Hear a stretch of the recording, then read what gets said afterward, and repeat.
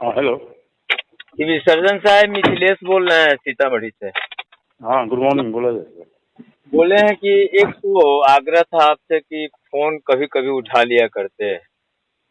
जी। हाँ, और number save रखना चाहिए था। ये प्रोटोकॉल में है कि जितने भी माननीय सदस्य। नहीं बिल्कुल बिल्कुल, एक्चुअली हम संडे था, हम बात सुन के फोन आ रहा था, है ना, ऐसा थोड़े है। नहीं, मैंने अब तक का यही स्थिति रहा है, हम आपको बता रहे हैं। तो जी। अंत में हमको कई बार डीएम साहब से बात करना पड़ जाता है एक हॉस्पिटल के व्यवस्था के लिए, और हाँ डीएम बोला साहब जाए। बोलते हैं कि सरकार आपकी है, कहना उनका सही है। हम्म। संडे को इमरजेंसी बंद रहता है क्या आपका? नहीं, सवाल ही नहीं पैदा होता है, इमरजेंसी हर दिन रहता है, तो किसी वहाँ भी पे दिन बंद नहीं। हम तो पटना में है, वहाँ कोई पेशेंट को अटेंड करने वाला नहीं है। चंदा देवी नाम की पेशेंट है, बेरगनिया की रहने वाली है। काइंडली जरा सा आप कह देते वहाँ जो भी होते ड्यूटी में। नहीं, अभी हम बात किए हैं वहाँ, हाँ हाँ डॉक्टर रेजा है, हाँ इमरजेंसी में डॉक्टर हैं, हाँ हाँ और हम बोले हैं बेरगनिया की पेशेंट उसको अटेंड हाँ, करने के लिए। क्योंकि देखिए सिविल सर्जन साहब, हमारी सरकार इतना व्यय करती है, और बिल्कुल बिल्कुल। आप सिविल सर्जन है, हमसे कभी मुलाकात आपकी नहीं है।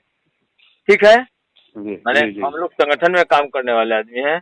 हम लोगों का हाँ बस हाँ हाँ। हम लोगों का बस यही मनसा है। हम लोग वैचारिक रूप से दल के कार्यकर्ता हैं। हम लोगों का हम्म। यही मनसा है कि जनता का काम और पंडित दीनदयाल उपाध्याय का एकात्म मानववाद जो है वह धरातल पर उतरे, ईमानदारी से काम हो, घूसखोरी भ्रष्टाचार बंद हो, और सभी आदमी अपने बिल्कुल ड्यूटी पे बिल्कुल। रहें। जिनको हम्म। ड्यूटी नहीं करना है वो सरकार से छुट्टी ले ले, हम लोग कॉन्ट्रैक्ट पे नहीं काम। नहीं, इमरजेंसी में डॉक्टर रहता है, ये डॉक्टर रेजा है, वहाँ ये हाल हम बात किए हैं, ये आपको हम बता और रहे हैं। फिर से फोन करके उसको अटेंड नहीं, करवाते हैं। ये तो अच्छी बात है। मैं ये कह रहा हूँ हाँ। कि एक एमएलए का ये हाल है कि फोन करना पड़े डीएम सिविल सर्जन को, आम जनता के साथ क्या होता होगा? बिल्कुल। पेशेंट को नहीं, डॉक्टर एक्चुअली पेशेंट इमरजेंसी में नहीं नहीं दूसरे सुनिए। पेशेंट को देख रहा होगा, तो अरे जो बैठल होगा हो सकता है। हाँ। बात सुन लीजिए, कुछ भी हो सकता है। हम्म लेकिन जो हम्म सामान्य प्रक्रिया से राज्य सरकार ने चिकित्सा का व्यवस्था किया है, उसको आप कृपया बहाल हम्म। करें। और दैनिक बिल्कुल। जागरण वाले भी निकाले थे कि अस्पताल में ताला लटका हुआ है, अखबार में पूरा हम्म। एकदम। उस सबका स्पॉट इंक्वायरी कभी कभी करता है, पत्रकार लोगों का क्या होता है पता नहीं। हम देखे थे हम्म 24 फरवरी के अखबार में। हम्म। तो आपको क्या करना है? आपको तो मात्र दिशा निर्देश करना है। हाँ। और नहीं, जो उसके बाद हम लोग एक्शन लिए हैं और बहुत बहुत सुधर गया है। अभी फिर हम देख लेते हैं। आपको हम बता दें सिविल सर्जन साहब, मेरे कार्यकाल में डिजिटल हम्म एक्सरे, डायलिसिस प्लांट, इन सबका हम्म उद्घाटन हुआ संजोग से। अभिलाषा शर्मा हम्म जी डीएम थी। आप हम्म पूछिएगा कितना बढ़िया व्यवस्था चलाती थी, और सभी हम्म। पदाधिकारियों को अनुश्रवण के बैठक में निर्देश दे के रखी थी। ये तो आपका सरकारी नंबर है, पता नहीं इसमें क्यों नहीं सेव है। सेव होगा जरूर इसमें। अभी सेव कर लेते हैं। नहीं, इससे पहले से भी सेव होना चाहिए था, हमको लगता है। सेव करने बिल्कुल। की आवश्यकता नहीं, पहले से सेव होगा। जब डीएम के मोबाइल में ये नंबर सेव है तो बाकी सभी का सेव है। तो खैर कोई बात नहीं है। मेरा मनसा नहीं। मेरे फोन उठाने से नहीं है सिविल सर्जन साहब। मेरा हम्म मनसा ये है कि आम जनता को सरकार जो व्यवस्था दे रही है उसका जो है हम्म। लाभ नहीं मिले, चाहिए, कहे इतना सा आप नहीं, कृपा जनता के करिए। लिए हम लोग हैं। हाँ, व्यक्तिगत व्यक्तिगत हम लोगों को कोई मतलब नहीं है। और बिल्कुल हम्म ईमानदारी, और 21वीं सदी में जो नरेंद्र मोदी ने भारत का सपना देखा है, उस सपना के हम्म कदम में आपका साथ चाहिए।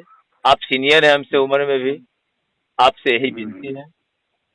फोन नहीं विनती करना नहीं है पड़ेगा। सर, वो तो ये तो मेरा फर्ज है, ड्यूटी है, जनता के लिए हम भी हैं, नहीं, जनता के काम लिए करना मेरा काम है। देखिए, जनता के लिए आप हैं, काम करना आपका काम है, ये बढ़िया बात है। परंतु जी। वचन और कर्म में भिन्नता नहीं हो तभी तो देश आगे बढ़ेगा हम्म ना। हम लोग आजादी के जी। 75वें साल में अमृत महोत्सव पूरे देश में मना रहे हैं, बलिदानों को याद कर रहे हैं, और उसमें हम लोग जब जैसे मैं भी जनप्रतिनिधि हूँ, मेरा भी कुछ ड्यूटी है, तो हम सभी लोग अपने अपने ड्यूटी पे सजग रहेंगे ईमानदारी से, और भारत माता के प्रति समर्पित रहेंगे। और नौजवान जो बलिदान हुए हैं देश के लिए, देश की आजादी के लिए, उस आजादी का कीमत अगर गरीबों को नहीं मिलेगा तो क्या मतलब हुआ भगत सिंह को फांसी के फंदा पे चढ़ने से? एमएलए और सिविल सर्जन को तो सरकार तनख्वाह देती है, एमएलए बिल्कुल। को भी देती है तनख्वाह, सिविल सर्जन को भी तनख्वाह देती है। लेकिन जिस जनता का, जिस टैक्स पेयर्स का टैक्स लेकर के हम लोग को मिल रहा है पैसा, सरकार तो कोई एक संस्था है ना। सरकार तो कोई बीजेपी और कांग्रेस और नीतीश जी नहीं है। सरकार देश की संस्था है जो टैक्स पेयर से पैसा लेके हमारे आपके जैसे लोगों को सैलरी देती है जनता के काम के लिए, बस इसका ख्याल रखना है, उसी में हमारा देश आगे चला जाएगा। बस इतनी ही विनती है, और कोई खास बात नहीं है कि पेशेंट का फोन हमको मिल जाए, और जहां आपको दिक्कत हो वहां आप हमको बताइए। बिल्कुल। स्वास्थ्य मंत्री जी, मुख्यमंत्री जी, जिससे बात करना होगा, परमात्मा की कृपा से जनता ने चुना भी है, और वैसे पहले से भी हम सक्षम है परमात्मा की कृपा से संगठन में काम करने के साथ।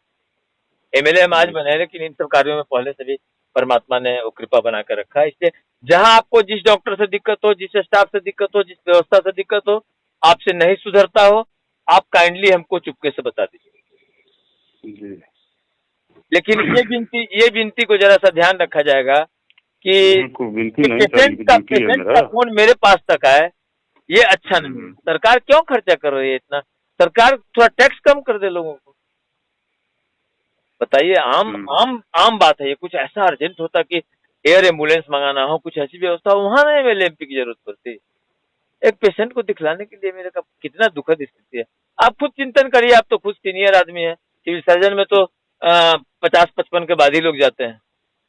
तो आप खुद सीनियर होंगे, आप खुद चिंतन करिए भारत माता के संदर्भ में, यहाँ के गरीबों के संदर्भ में, और आजादी में शहीद हुए बलिदानियों के संदर्भ में सोचिए, खुद देखिए, जरा व्यवस्था ठीक करिए, और दिक्कत हो तो आपको हर कदम पे साथ देने को तैयार है। Okay sir, okay.